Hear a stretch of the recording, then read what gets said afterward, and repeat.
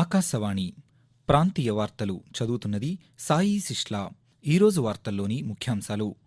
Revenue శాఖపై ముఖ్యమంత్రి నారా చంద్రబాబు నాయుడు సమీక్షా సమావేశాన్ని నిర్వహిస్తున్నారు. ఆగస్టు నెల పింఛన్ను ముఖ్యమంత్రి నారా చంద్రబాబు నాయుడు శ్రీ సత్యసాయి జిల్లాలో పంపిణీ చేయనున్నారని రాష్ట్ర జౌళి శాఖ మంత్రి ఎస్ సవిత వెల్లడించారు. టిడ్కో గృహాలలో మౌలిక వసతులు ఏర్పాటు చేసేలా ప్రణాళికలు రూపొందిస్తున్నామని రాష్ట్ర పట్టణాభివృద్ధి శాఖ మంత్రి పి నారాయణ తెలిపారు. ఎగువ ప్రాంతాల నుంచి వస్తున్న వరదతో రాష్ట్రంలో జలాశయాలకు వరద ప్రవాహం కొనసాగుతోంది. ప్రత్యేక లోక్ అదాలత్ వారోత్సవాలు ఈ రోజు నుంచి వచ్చే నెల 3వ తేదీ వరకు సుప్రీంకోర్టు నిర్వహించనుంది. వార్తల వివరాలు. అమరావతిలోని రాష్ట్ర సచివాలయంలో ముఖ్యమంత్రి నారా చంద్రబాబు నాయుడు రెవెన్యూ శాఖపై సమీక్షా సమావేశం నిర్వహిస్తున్నారు. ఈ సమావేశానికి రాష్ట్ర రెవెన్యూ శాఖ మంత్రి అనగాని సత్యప్రసాద్, ఆ శాఖ ప్రత్యేక ప్రధాన కార్యదర్శి సిసోడియా హాజరయ్యారు.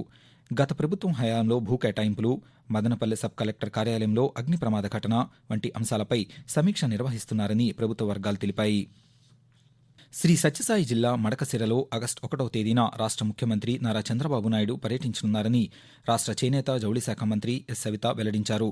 ముఖ్యమంత్రి పర్యటనకు సంబంధించిన ఏర్పాట్లను మంత్రులు పయ్యావుల కేశవ్, వై సత్యకుమార్లతో కలిసి ఆమె పరిశీలించారు.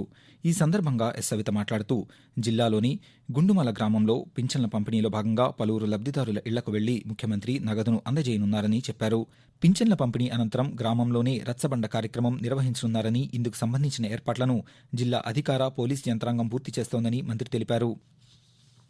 టిడ్కో గృహాలలో అన్ని విధాలైన మౌలిక వసతులు ఏర్పాటు చేసేలా ప్రణాళికలు రూపొందిస్తున్నామని రాష్ట్ర పట్టణాభివృద్ధి శాఖ మంత్రి పి నారాయణ తెలిపారు. అమరావతి రాజధాని గ్రామాల్లోని నిర్మాణం పూర్తయిన టిడ్కో ఇళ్లు మౌలిక వసతులను మంత్రి ఈరోజు పరిశీలించారు. ఈ సందర్భంగా ఆయన మాట్లాడుతూ 100% మేర ఇళ్ల నిర్మాణాలు పూర్తి చేయాలనే లక్ష్యంతో ప్రభుత్వం పనిచేస్తోందన్నారు. టిడ్కో గృహాలకు త్రాగునీరు, డ్రైనేజ్, విద్యుత్ సదుపాయం, రహదారులు వంటి అన్ని వసతులను మరో 3 నెలల్లో కల్పిస్తామని మంత్రి పేర్కొన్నారు. ఏక్ పేడ్ మాకే నామ్ కార్యక్రమంలో భాగంగా భారత స్వాతంత్ర్య దినోత్సవం సందర్భంగా ఆగస్టు 15వ తేదీన 15 లక్షల మొక్కలు నాటనున్నట్లు రక్షణ మంత్రిత్వ శాఖ వెల్లడించింది. అమ్మ పేరుతో ఒక మొక్క కార్యక్రమ ప్రచారంలో భాగంగా భారత రక్షణ పరిశోధన అభివృద్ధి సంస్థ DRDO, రక్షణ PSCలు, CGDA, NCC, సైనిక పాఠశాలలు వంటి అనుబంధ సంస్థల ద్వారా ఈ కార్యక్రమాన్ని నిర్వహించనున్నట్లు రక్షణ మంత్రిత్వ శాఖ తెలిపింది. ప్రజా ఫిర్యాదుల పరిష్కార వేదికను ప్రజలు సద్వినియోగం చేసుకోవాలని చిత్తూరు జిల్లా కలెక్టర్ సుమిత్ కుమార్ తెలిపారు.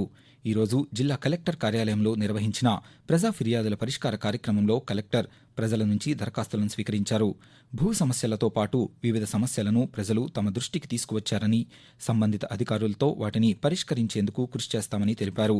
మరోవైపు తిరుపతి జిల్లా కలెక్టర్ కార్యాలయంలో ఈరోజు నిర్వహించిన మీకోసం ప్రజా సమస్యల పరిష్కార వేదిక కార్యక్రమంలో జిల్లా కలెక్టర్ డాక్టర్ ఎస్ వెంకటేశ్వర్ పాల్గొని ప్రజల నుంచి అర్జీలు స్వీకరించారు.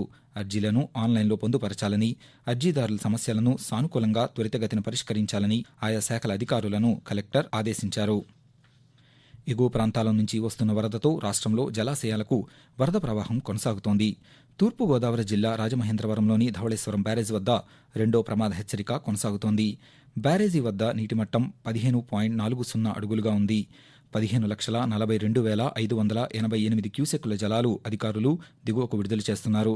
గోదావరి వరదతో డాక్టర్ బిఆర్ అంబేద్కర్ కోనసీమ జిల్లాలోని లంక గ్రామాలు వరద ముంపులో ఉన్నాయని అధికారులు తెలిపారు. మరోవైపు నంద్యాల జిల్లాలోని శ్రీశైలం జలాశయానికి ఎగువ ప్రాంతం నుంచి వరద నీరు చేరుతోంది. జూరాల, సుంకేసుల ప్రాజెక్టుల నుంచి 4.36 లక్షల క్యూసెక్ల వరద నీరు వచ్చి చేరుతోంది. ప్రస్తుతం శ్రీశైలం జలాశయం పూర్తిస్థాయి నీటి నిల్వ 215.8 టీఎంసీలు కాగా ప్రస్తుత నీటి నిల్వ 171.86 టీఎంసీలుగా నమోదైంది. నీటి విడుదల ద్వారా శ్రీశైలం కుడి, ఎడమ జల విద్యుత్ కేంద్రాల్లో విద్యుదుత్పత్తి చేస్తున్నారు. కేంద్ర ప్రభుత్వం అమలులోకి తెచ్చిన నూతన చట్టాలతో నేరాలను మరింతగా నియంత్రించవచ్చునని నంద్యాల డీఎస్పీ రవీంద్రనాథ్ రెడ్డి అన్నారు. నూతన నేర చట్టాలపై పోలీసు అధికారులకు నంద్యాలలోని స్థానిక కళాశాలలో అవగాహన కార్యక్రమాన్ని నిర్వహించారు. ఈ సందర్భంగా డీఎస్పీ మాట్లాడుతూ, ఇండియన్ పీనల్ కోడ్ స్థానంలో కేంద్ర ప్రభుత్వం భారతీయ న్యాయ సంహితను ప్రవేశపెట్టిందన్నారు. క్రిమినల్ ప్రొసీజర్ కోడ్ స్థానంలో భారతీయ నాగరిక సురక్షా సంహితను, ఇండియన్ ఎవిడెన్స్ యాక్ట్ స్థానంలో భారతీయ సాక్ష్య అధినియంను నూతనంగా అమలు చేసిందని వివరించారు. మహిళలు, చిన్నపిల్లలపై జరిగే నేరాలకు అమలు చేసే శిక్షలపై పోలీసులు అవగాహన కలిగి ఉండాలని తెలిపారు. ఆకాశవాణి ప్రాంతీయ వార్తలు వింటున్నారు. పౌరులకు సాధ్యమైనంత సరళంగా, త్వరితగతిన న్యాయం అందించడమే లోక్ అదాలత్ల లక్ష్యమని సుప్రీంకోర్టు న్యాయమూర్తి హృతికేశ్ రాయ్ తెలిపారు. దేశ అత్యున్నత న్యాయస్థానం 75వ వార్షికోత్సవాన్ని పురస్కరించుకుని ఈ రోజు నుంచి వచ్చే నెల 3వ తేదీ వరకు సుప్రీంకోర్టు ప్రత్యేక లోక్ అదాలత్ వారోత్సవాలను నిర్వహించనున్నదని ఆయన తెలిపారు. లోక్ అదాలత్లు ప్రజా న్యాయస్థానాలు అని అతి తక్కువ ఖర్చుతో అందరికీ అందుబాటులో ఉండే విధంగా సత్వరమైన సమర్థవంతమైన న్యాయాన్ని అందిస్తున్నాయన్నారు. లోక్ అదాలత్ ద్వారా వెలువడే తీర్పులే అంతిమమని, న్యాయస్థానాల్లో అపీలు చేయడం గానీ సవాలు చేయడం గానీ వీలుండదని తెలిపారు. గ్రామీణ ప్రజల భాగస్వామ్యంతో పంచాయతీలను ఆదర్శంగా తీర్చిదిద్దేందుకు చర్యలు తీసుకోవాలని రాష్ట్ర పంచాయతీరాజ్ గ్రామీణాభివృద్ధి శాఖ సంచాలకులు బిఆర్ కృష్ణతేజ అధికారులను ఆదేశించారు. కాకినాడ జిల్లాలోని పిఠాపురం మండల ప్రజా పరిషత్ కార్యాలయంలో నిన్న జిల్లా పంచాయతీరాజ్ శాఖల అధికారులు, సర్పంచులతో సమీక్ష నిర్వహించారు. ఈ సందర్భంగా ఆయన మాట్లాడుతూ గ్రామాల్లో సమస్యల పరిష్కారానికి ప్రణాళిక తయారు చేసి పంపితే నిధులు మంజూరు చేస్తామన్నారు. నిధుల వినియోగంలో అక్రమాలు, నిర్మాణాల్లో నాణ్యతా లోపాలు ఉంటే చర్యలుంటాయని హెచ్చరించారు. పశ్చిమ గోదావరి జిల్లా నర్సాపురం మండలం రుస్తుంబాదాలోని లేస్ పార్కుకు భౌగోళిక గుర్తింపు జీఐ ట్యాగ్ లభించిందని జిల్లా గ్రామీణాభివృద్ధి సంస్థ పథక సంచాలకులు ఎంఎస్ఎస్ వేణుగోపాల్ ఒక ప్రకటనలో తెలిపారు. దుస్తుల డిజైన్లకు ఉపయోగించే లేసు అల్లికలు ప్రత్యేక శైలిని కలిగి ఉండడంతో ఈ గుర్తింపు లభించిందన్నారు. ఉభయ గోదావరి జిల్లాలోని మహిళల సాధికారతకు కేంద్ర ప్రభుత్వ సహకారంతో 2000 సంవత్సరంలో లేసు పార్కు ఏర్పాటు చేశారని, అప్పటి నుంచి ఇక్కడ మహిళలకు మార్కెట్ అవసరాలకు అనుగుణంగా లేసు అల్లికల్లో తర్ఫీదు ఇస్తున్నారని చెప్పారు. లేస్ పార్కుకు భౌగోళిక గుర్తింపు రావడం శుభపరిణామమని, తద్వారా ఉద్యోగ అవకాశాలు మెరుగుపడతాయని ప్రకటనలో పేర్కొన్నారు. రహదారి ప్రమాదాల నివారణకు రవాణా శాఖ ఆధ్వర్యంలో ప్రత్యేక అవగాహన సదస్సులు ఏర్పాటు చేస్తున్నామని శ్రీకాకుళం జిల్లా ఉప రవాణా కమిషనర్ ఏ చంద్రశేఖర్ రెడ్డి తెలిపారు. ఈరోజు శ్రీకాకుళంలో ఆయన పాత్రికేయులతో మాట్లాడుతూ మోటారు వాహనాల చట్టం సమర్థవంతంగా అమలు చేస్తూ వాహన చోదకులకు పారదర్శకంగా లైసెన్సులు అందిస్తున్నామన్నారు. ఎచ్చెర్లలో 3 కోట్ల రూపాయలతో డ్రైవింగ్ ట్రాక్ నిర్మిస్తున్నామని చెప్పారు. పోలీస్, రవాణా శాఖల మధ్య సమన్వయంతో రహదారి ప్రమాదాలను నియంత్రించేందుకు కృషి చేస్తున్నామని తెలిపారు. వాతావరణం. రాష్ట్రంలోని ప్రస్తుత వాతావరణ పరిస్థితులను అమరావతిలోని భారత వాతావరణ కేంద్రం అధికారి ఎం వెంకట్రావు కొద్దిసేపటి క్రితం ఆకాశవాణి విజయవాడ కేంద్ర ప్రాంతీయ వార్తా విభాగానికి తెలియజేస్తూ, ఈ రోజు మరియు రేపు ఉత్తర కోస్తా ఆంధ్రప్రదేశ్ మరియు యానాములో తేలికపాటి నుంచి ఒక మోస్తరు వర్షం కొన్ని చోట్ల కురిసే అవకాశం ఉంది. బలమైన గాలులు గంటకు 30 నుంచి 40 కిలోమీటర్ల వేగంతో వీచే అవకాశం ఉంది. ఇక దక్షిణ కోస్తా ఆంధ్రప్రదేశ్, రాయలసీమలో ఈ రోజు మరియు రేపు తేలికపాటి నుంచి ఒక మోస్తరు వర్షం 1 లేదా 2 చోట్ల కురిసే అవకాశం ఉంది. బలమైన గాలులు గంటకు 30 నుంచి 40 కిలోమీటర్ల వేగంతో వీచే అవకాశం ఉంది. గడిచిన 24 గంటల్లో ఏలూరు జిల్లా నూజివీడులో అత్యధిక వర్షపాతం 4 సెంటీమీటర్లుగా నమోదైంది.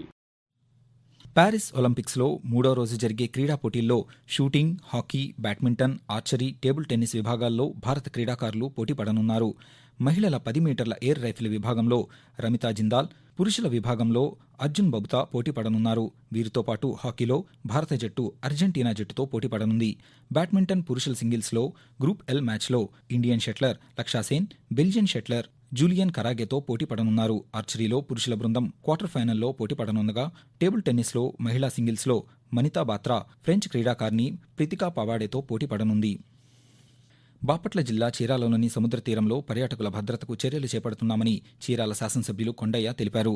చీరాలలోని వాడరేవు, రామాపురం తదితర సముద్ర తీర ప్రాంతాలను అధికారులతో కలిసి ఆయన పరిశీలించారు. అనంతరం కొండయ్య మాట్లాడుతూ పర్యాటకుల సముద్రం ప్రమాద ఘటనలు ప్రభుత్వ దృష్టికి వచ్చాయని, ఈ క్రమంలో కటారిపాలెం, పొట్టి సుబ్బయ్యపాలెం తీర ప్రాంతంలో ప్రత్యేక ఆంక్షలు అమలు చేస్తున్నామని చెప్పారు. ఆకాశవాణి ప్రాంతీయ వార్తలు ముగించే ముందు ముఖ్యాంశాలు మరొకసారి. రెవెన్యూ శాఖపై ముఖ్యమంత్రి నారా చంద్రబాబు నాయుడు సమీక్షా సమావేశాన్ని నిర్వహిస్తున్నారు. ఆగస్టు నెల పింఛన్ను ముఖ్యమంత్రి నారా చంద్రబాబు నాయుడు శ్రీ సత్యసాయి జిల్లాలో పంపిణీ చేయనున్నారని రాష్ట్ర జౌళి శాఖ మంత్రి ఎస్ సవిత వెల్లడించారు. టిడ్కో గృహాలలో మౌలిక వసతులు ఏర్పాటు చేసేలా ప్రణాళికలు రూపొందిస్తున్నామని రాష్ట్ర పట్టణాభివృద్ధి శాఖ మంత్రి పి నారాయణ తెలిపారు. ఎగువ ప్రాంతాల నుంచి వస్తున్న వరదతో రాష్ట్రంలో జలాశయాలకు వరద ప్రవాహం కొనసాగుతోంది.